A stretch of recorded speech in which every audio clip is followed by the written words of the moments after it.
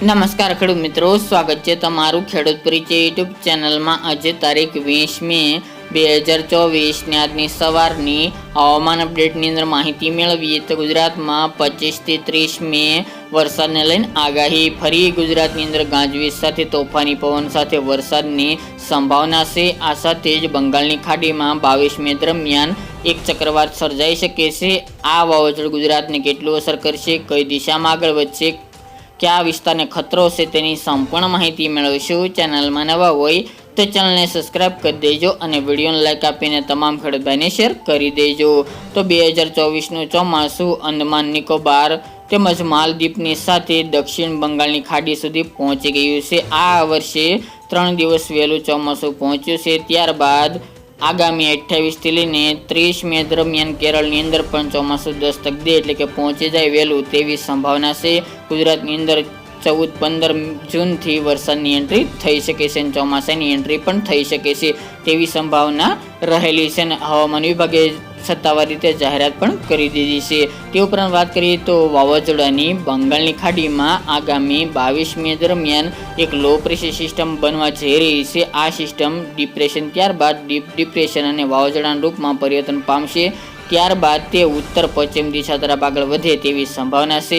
હાલના weather model પ્રમાણે એટલે કે જીએફએસ મોડેલ પ્રમાણે ગુજરાતની અંદર વાવાઝોડાનો હાલ તો ખતરો જણાઈ રહ્યો નથી, પરંતુ તેની આડઅસરના રૂપે ગુજરાતની અંદર ચોક્કસપણે પ્રી મોન્સૂન એક્ટિવિટીનો વરસાદ નોંધાઈ શકે છે। જેના અનુસંધાને 25 થી લઈને 30 મે દરમિયાન વરસાદની લઈને આગાહી કરવામાં આવી રહી છે।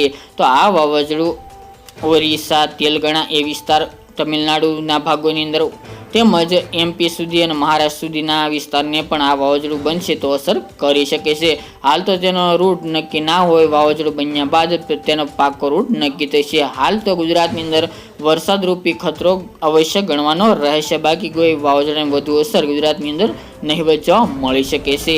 તે ઉપરાંત વાત કરીએ તો વરસાદની હવામાન વિભાગે ફરીવાર ગુજરાતની અંદર ગાજવીજ સાથે તોફાની પવન સાથે પ્રી મોન્સૂન એક્ટિવિટીના વરસાદને લઈને આગાહી કરી છે। જેમાં 25 તારીખથી ગુજરાતની અંદર ફરીવાર વરસાદની સંભાવના છે। 25 થી લઈને 30 અથવા તો 2 જૂન સુધી ગુજરાતની અંદર પ્રી મોન્સૂન એક્ટિવિટી જોવા મળી શકે છે અને આ ખાસ કરીને મોટાભાગના વિસ્તારની અંદર ભારે પ્રી મોન્સૂન એક્ટિવિટી જોવા મળે તેવી પણ સંભાવના રહેલી છે અને અમુક વિસ્તારની અંદર વાવણી લાયક વરસાદ પણ આ પ્રી મોન્સૂન એક્ટિવિટી દરમિયાન જોવા મળે તેવું પણ અનુમાન લાગી રહ્યું છે, જેની તમામ ખેડૂત ભાઈ નોંધ લેવી। તો ફરીવાર ગુજરાતની અંદર પ્રી મોન્સૂન એક્ટિવિટી જોવા મળી શકે છે અને ખાસ કરીને આ રાઉન્ડની અંદર દક્ષિણ ગુજરાતના જિલ્લાઓ, પૂર્વ ગુજરાત, ઉત્તર ગુજરાત, મધ્ય અને સૌરાષ્ટ્રની અંદર અસર જોવા મળશે। ખાસ કરીને વધુ વરસાદની સંભાવના દક્ષિણ ગુજરાત અને પૂર્વ ગુજરાતના વિસ્તારોની અંદર જોવા મળશે। તે ઉપરાંત બોર્ડર લાગુ વિસ્તાર જેમાં એમપી, મહારાષ્ટ્ર જેવા વિસ્તારો છે તેને વધુ શક્યતા વરસાદની ટોળાઈ રહી છે। તે ઉપરાંત વાત કરીએ તો તાપમાનની મિત્રો,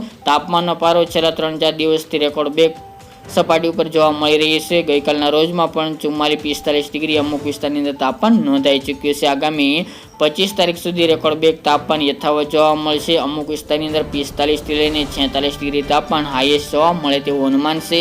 જેમાં અમદાવાદ, ગાંધીનગર, ખેડા એ વિસ્તાર તેમજ દાહોદ, ગોધરા, વડોદરા, છોટાઉદેપુર, નર્મદાના અમુક વિસ્તારો, અરવલ્લી જિલ્લો તેમજ લુણાવાડા, પંચમહાલ વિસ્તાર, મહીસાગરના અમુક ભાગો, મહેસાણા, પાટણ, ઈડર, વડાલી, ખેડબ્રહ્મા, રાધનપુર એ વિસ્તાર તેમજ પ્રાંતિજ, માણસા એ તમામ ભાગોની અંદર રેકોર્ડ બ્રેક 44 થી લઈને 46 ડિગ્રીનું તાપમાન જોવા મળે તેવું અનુમાન છે।